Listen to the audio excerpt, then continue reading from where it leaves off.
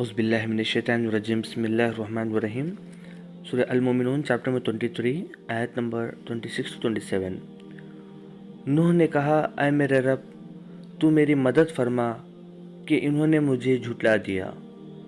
تو ہم نے اس کو وحی کی کہ تم کشتی تیار کرو ہماری نگرانی میں اور ہماری ہدایت کے مطابق۔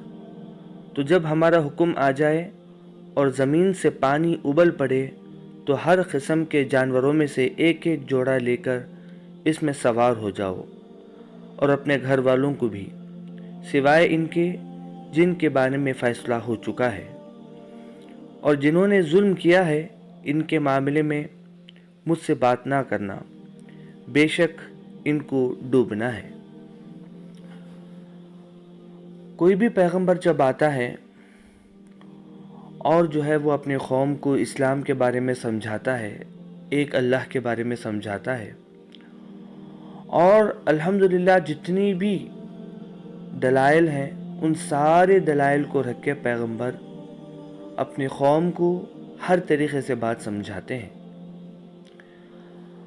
جب آخر میں قوم بات نہیں مانتی ہے تب اللہ سبحانہ و تعالی عذاب نازل کر دیتا ہے،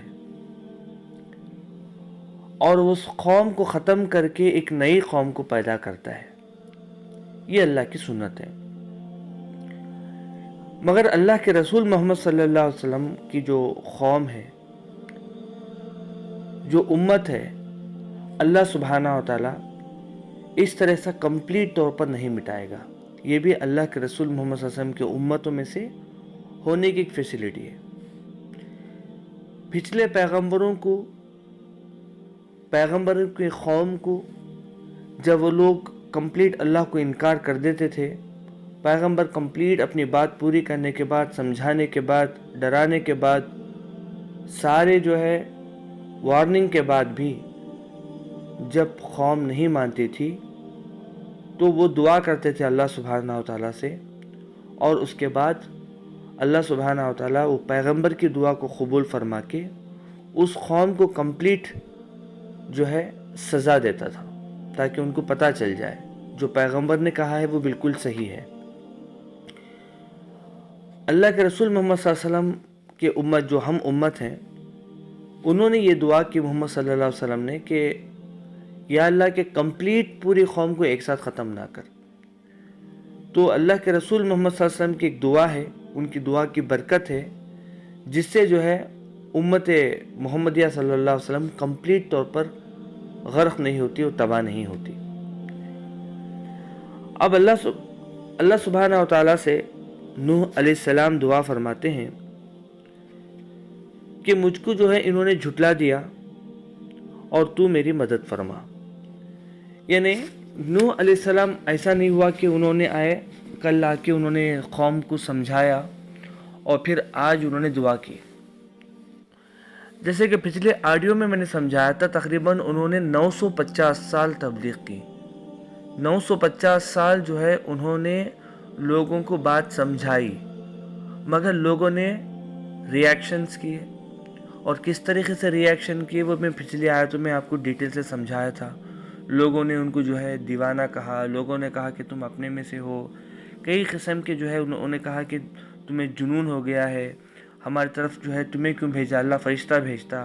اس طریقے سے کئی انہوں نے یہ کہنا سٹارٹ کیا، اور ایسے ہی پیغمبروں کو ہر مرتبہ ان کی جو امت ہے، ان کی جو قوم ہے، پریشان کرتی ہے۔ کئی لوگ تو ایسے ہیں کہ خود پیغمبروں کو قتل کر دیتے ہیں، کئی لوگ ایسے ہیں کہ پیغمبروں کی بات نہیں مانتے، الٹا یہ کہتے ہیں کہ اگر تم واقعی پیغمبر ہو تو عذاب لا کے بتاؤ۔ اس طریقے سے پیغمبروں کو الگ الگ مینٹلی ٹارچر کرتے ہیں، کبھی کبھی فزیکل ٹارچر بھی کرتے ہیں۔ نوح علیہ السلام تقریباً 950 سال تبلیغ کرنے کے بعد جب ان کی امت میں سے بہت کم لوگ بات مانی ان کی، اور بڑی مقدار میں لوگ ان کو انکار کر دیا، تب نوح علیہ السلام نے دعا کی کہ یا اللہ میری مدد فرما جنہوں نے مجھے جھٹلا دیا ہے۔ اب انہوں نے پنشمنٹ کے لیے بھی دعا نہیں کی۔ نوح علیہ السلام نے جو دعا کی، بولے کہ انہوں نے مجھے انکار کر دیا ہے، میں پوری طریقے سے کوشش کر چکا ہوں، آپ میری مدد فرما۔ اب اللہ سبحانہ و تعالیٰ اپنا فیصلہ کرتا ہے اور نوح علیہ السلام کو کہتا ہے کہ تو ہم نے اس کو وحی کی کہ تم کشتی تیار کرو۔ اب اللہ سبحانہ و تعالیٰ کہتا ہے کہ ایک کشتی تم تیار کرو، اور ہماری نگرانی میں، یعنی یہ جبرائیل علیہ السلام کے ذریعے سے خود اللہ سبحانہ و تعالیٰ انسٹرکشن دے رہا تھا کہ کس طریقے سے جو ہے اس کشتی کو بنانا ہے، اور ہماری ہدایت کے مطابق سارے ڈائریکشن اب اللہ کی طرف سے ہوں گے، اور جبرائیل علیہ السلام کے تھرو ہوں گے، وہ نوح علیہ السلام کو ہوں گے۔ اب نوح علیہ السلام، جنہوں نے نوح علیہ السلام پہ یقین کیا، اللہ پہ یقین کیا، ایسے لوگ کشتی بنانا شروع کیے۔ تو جب ہمارا حکم آ جائے اور زمین سے پانی ابل پڑے تو ہر قسم کے جانوروں میں سے ایک ایک جوڑا لے کر اس میں سوار ہو جاؤ۔ اب ظاہر سے بات ہے، اللہ نے یہ بھی حکم دیا کہ جب زمین میں سے پانی جو ہے ابلنا اسٹارٹ ہو جائے تو سمجھ لینا کہ یہ جو ہے عذاب کا وقت شروع ہو گیا ہے۔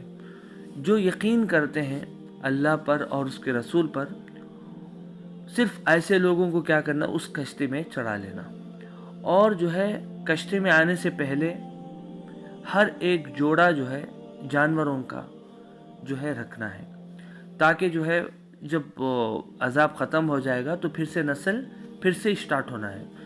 تو نوح علیہ السلام کو یہی حکم ہوا کہ سارے جو ہے جو جوڑے جو جانور ہیں، ہر قسم کے جو جانور ہیں، اس کشتی کے اندر جو ہے جوڑے سوار ہو جانا ہے، اور اپنے گھر والوں کو بھی، سوائے ان کے جس کے بارے میں فیصلہ ہو چکا ہے۔ یعنی جو یقین کیے، گھر والے کے یہاں پر خود نوح علیہ السلام کا بیٹا جو ہے یقین نہیں کیا تھا، تو اللہ سبحانہ و تعالیٰ ان کو گھر والے میں شامل نہیں کیا۔ گھر والے کے معنی جو لوگ ایمان لائے ہیں پیغمبر میں اور اللہ پہ، ایسے لوگوں کو بھی کشتی کے اندر جو ہے سوار کر لے۔ اور جو لوگ اس سے ہٹ کے جو اللہ پہ یقین نہیں کیے ہیں، پیغمبر یقین نہیں کیے ہیں، اگر وہ تمہارے فیملی میں سے بھی ہیں تو اللہ سبحانہ و تعالیٰ ان کو نہیں چھوڑے گا، بلکہ ڈوبنے والوں میں سے اور پنشمنٹ جو ہے ہونے میں سے وہ لوگ میں ہیں۔ اور جنہوں نے ظلم کیا ہے ان کے معاملے میں مجھ سے بات نہ کرنا۔ اب ظاہر سے بات ہے کہ پیغمبر ایسا ہے کہ پیغمبر کو کتنا بھی جو ہے مارتے ہیں لوگ، ظلم کرتے ہیں، ان کو برا بھلا کہتے ہیں، بٹ فائنلی جو ہے پیغمبر پھر امت کے لیے دعا کرتے ہیں۔ تو اللہ سبحانہ و تعالیٰ جو ہے کلیئرلی بول دیا ہے کہ جنہوں نے ظلم کیا ان کے بارے میں مجھے کچھ بات نہیں کرنا ہے، اس کے بارے میں ڈسکس نہیں کرنا میرے پاس۔ بے شک ان کو ڈوبنا ہے، اللہ نے فرما دیا کہ ان کو فیصلہ میں نے کر دیا ہے کہ ایسے لوگوں کو ڈوبنا ہے۔ یہ جو اور تفسیر میں آپ دیکھیں گے، یوٹیوب میں بھی اویلیبل ہے، بہت سی چیزیں تفاسیر کے اندر بھی اویلیبل ہے۔ یہ جو نوح علیہ السلام کی جو کشتی بنی تھی، اس کی جو مقدار، اس کی جو ہائٹ اور ویٹ آج کل لوگ ریسرچ کر رہے ہیں، کافی کتنے جو ہے کلومیٹر تک کی اتنی بڑی کشتی تھی۔ وہ شاید دنیا کی سب سے بڑی کشتی اور سب سے پہلی کشتی تھی جس کو اللہ سبحانہ و تعالیٰ نے نوح علیہ السلام کے ذریعے سے بنایا۔ اور پھر اس کے بعد کیا ہوا، میں آگے پڑھتا ہوں انشاءاللہ تعالیٰ۔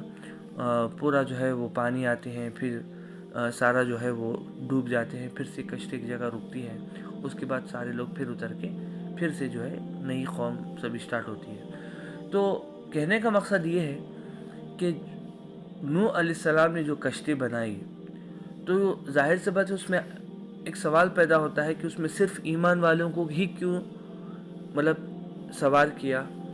کیونکہ وہی لوگ یقین کرتے تھے۔ کیونکہ جب نوح علیہ السلام جب کشتی بنا رہے تھے تو سارے لوگ ان کو مذاق کرتے تھے کہ یہاں پر پانی کا جو ہے ایک بوند نہیں ہے اور تم کشتی بنا رہے ہو، اور اتنی بڑی کشتی، وہ بھی اتنے مہینوں سے بنا رہے ہو۔ تو لوگ ان کا مذاق اڑاتے تھے کہ ہرگز یہاں پر پانی نہیں آئے گا اور ایک کشتی کیسے چلے گی، اور کافی لوگ ان کو جو ہے ڈیگریڈ کرتے تھے کہ بنا پانی کے کشتی کیسے چلے گی، اس طریقے سے۔ مگر جو لوگ یقین کیے تھے، جو ایمان لائے تھے، وہ لوگ برابر اس کشتی کو بنا رہے تھے، اور برابر اللہ کے جو احکامات ہیں اس کو فالو کر رہے تھے۔ تو ظاہر سے بات ہے کشتی کے اندر بھی سوار بھی وہی لوگ ہوں گے جو یقین کیے تھے۔ اور ایک بات یہاں پر سمجھنے کی ضروری ہے کہ ہر چیز کے لیے ذریعہ ضروری ہے۔ حالانکہ اللہ سبحانہ و تعالیٰ کو کشتی بنا کے اس میں بٹھا کے لے کے جانے کی ضرورت نہیں ہے. اللہ چاہتا تو غیب سے بہت ساری چیزیں ہوتی، مگر اللہ سبحانہ و تعالیٰ دنیا کے اندر ذریعے مہیا کرتا ہے. ذریعے کے ذریعے سے ہی کام اللہ سبحانہ و تعالیٰ کراتا ہے. جیسے اللہ سبحانہ و تعالیٰ جو ہے آگ، ہوا، پانی، مٹی بنایا ہے، یہ کمپلیٹ سولر سسٹم بنایا ہے، دن اور رات بنایا ہے، نیند اور جاگ بنایا ہے. ہر چیز ایک سسٹم جو بنایا ہے وہ ایک ذریعہ ہے.